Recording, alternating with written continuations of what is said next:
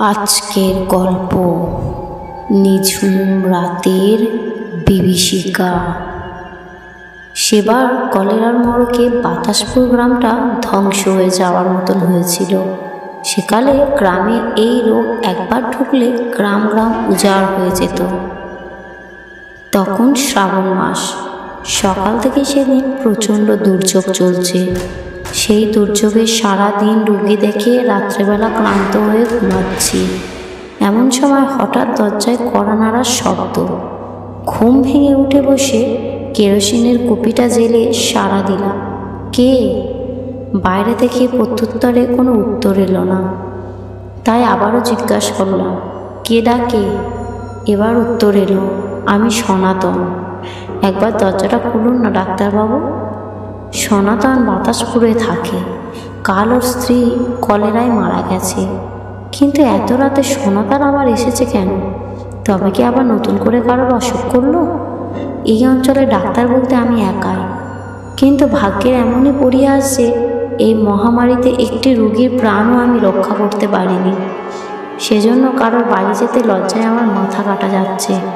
অথচ ডাক্তার হিসাবে রোগীর বাড়ি থেকে কল পেয়ে না গিয়েও থাকতে পারছি না। তাই ব্যর্থতা ঢাকবার জন্য সম্পূর্ণ বিনা পয়সায় আমি চিকিৎসা চালাচ্ছি। আমি বিছানা থেকে উঠে এসে সনাতনকে দরজা খুলে দিতেই সনাতন অন্ধকারে বাইরে দাঁড়িয়ে হাউ হাউ করে কেঁদে উঠল। ডাক্তারবাবু গো, বাঁচান। কী হলো সনাতন? কার কী হলো আবার?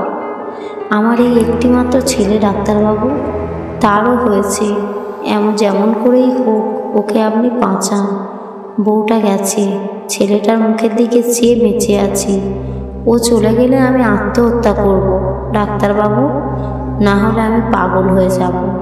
আমি সনাতনকে আশ্বাস দিয়ে আমার ডাক্তারির ব্যাগটা ওর হাতে দিলাম। ব্যাগ নিয়ে সনাতন বলল, আমি তাহলে এগোচ্ছি ডাক্তারবাবু, আপনি আসুন। ছেলেটাকে ঘরে একলা আছে। হ্যাঁ হ্যাঁ যাও, আমি এক্ষুনি যাচ্ছি। সনাতন এগোলো। আমি চালাঘর থেকে আমার শীর্ণকায় ঘোড়াটাকে বের করে আনলাম।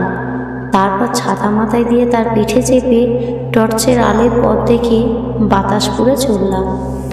রাত তখন 1:30। দুর্যোগ খুব বেশি না হলেও ঝিমঝিম অনবরতই চলছে। মাঝে মাঝে বিদ্যুৎ চমকাচ্ছে, গুড়গুড় করে মেঘও ডাকছে মাঝে মাঝে। বাবলা খেজুর গাছগুলোর গা ঘেঁষে আমি মেটো পথে ঘোড়ায় চেপে চলছি। কিছুটা পথ আসার পর হঠাৎ মনে হলো, তাই তো সনাতন গেল কোথায়? ও আমার আগে পায়ে হেঁটে যাচ্ছে, কিন্তু আমি চলেছি ঘোড়ায় চেপে। এতক্ষণে তো ওকে ধরে ফেলার কথা। যাই হোক, বাতাসপুরে ঢোকার মুখে একটা খাল আছে। সেই খালের ধারে এসে থামলাম আমি। এইখানেই একটা পুগলি গাছের গুঁড়িতে ঘোড়াটাকে বেঁধে রেখে একটা অপালকা সাঁকো পার হয়ে ওপারে গেলাম।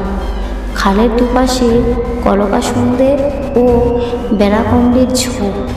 সাঁকো পেরোতেই শুনতে পেলাম অন্ধকারে ঝোপের ভেতর থেকে কে যেন ডুগরে ডুগরে কেঁদে উঠল। ডাক্তারবাবু, ছেলেটা বাঁচবে তো? গায়ের লোম খাড়া হয়ে গেল আমার।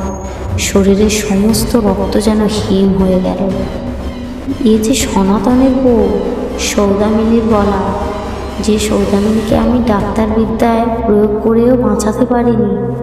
কাল দুপুরে আমার চোখের সামনে সে মারা গেছে।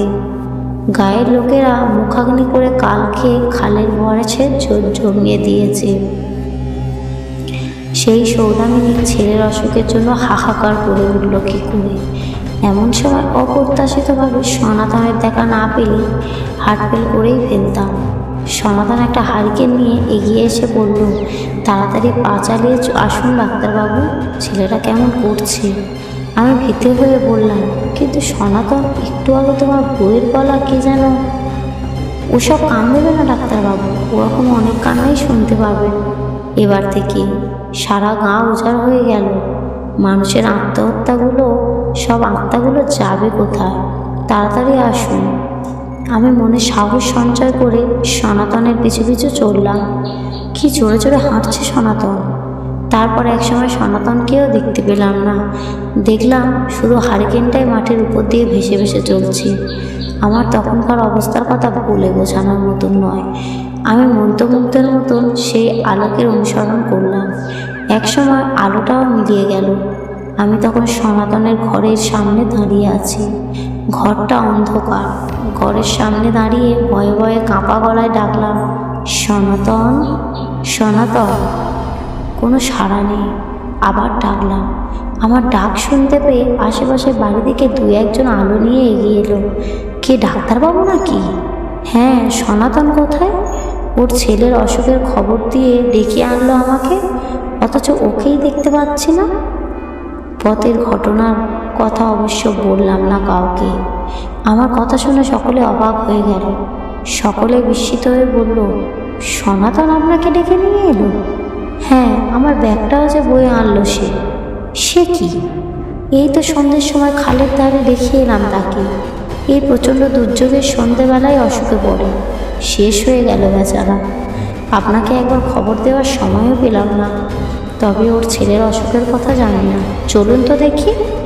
আমরা সকলেই আলো নিয়ে ঘরে ঢুকতেই দেখলাম সনাতনের ছেলেটা বিছানাপত্র নোংরা করে শুয়ে শুয়ে কাতরাচ্ছে। আমার ব্যাগটা সযত্নে বসানো আছে ওর মাথার কাছে।